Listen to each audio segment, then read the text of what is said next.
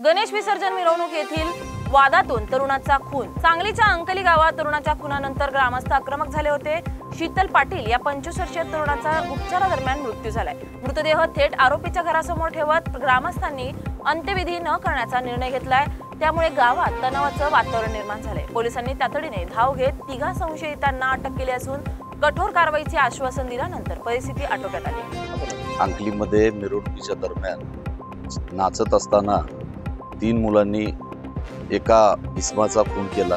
त्यामध्ये खून नाही, पहिल्यांदा ते जखमी होते, त्यांना चाकूचा घाव झाला होता, त्यांना हॉस्पिटलला नेलं। हॉस्पिटलला नंतर ते मयत झाले आहे। त्याच्यानंतर गावकऱ्यांमध्ये जनक्षोभ उसळला होता। त्यांचा असं म्हणणं होतं की गावातले काही बदमाश लोक चाकू तलवारी घेऊन फिरत आहेत आणि त्याबद्दल तुम्ही काहीतरी कारवाई करा, याबाबत सगळा समाज जमा झाला होता। त्यामुळे बहुतांशी जैन समाज आहे आणि तो असं आहे की त्यांचं म्हणणं आहे की त्याच्या आरोपींवर कारवाई करा।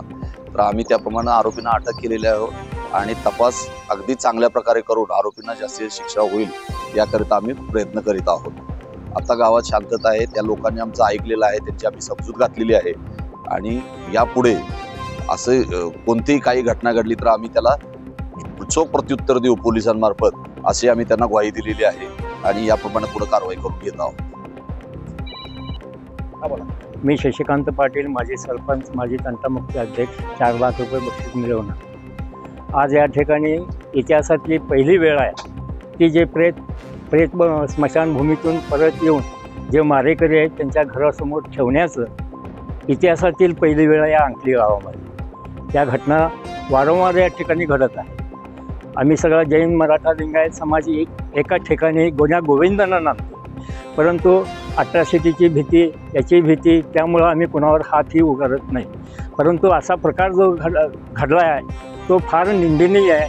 आम्ही सगळे अंकली ग्रामस्थ त्याचा पूर्ण तिरस्कार करतो आणि निषेध करतो।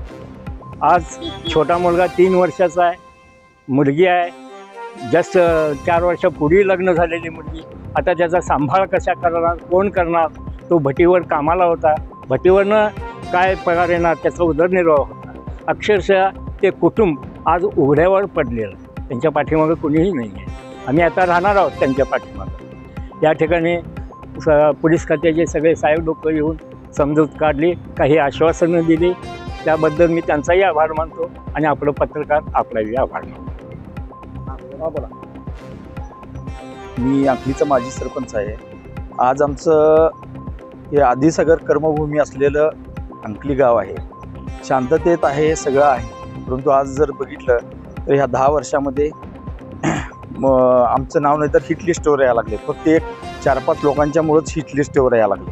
ह्याच्या अगोदर जी भांडणं झाली नसतं, काय कारण नसताना भांडणं झाल्या। आता काल परवा दिवशी मंडळामध्ये काय कारण नाही आहे, हा मुलगासुद्धा गुन्हेगारी क्षेत्राचा नाही आहे, तरीसुद्धा येऊन नाही तर डायरेक्ट नाही तर मंदिरासमोर फोकसतात त्यांनी।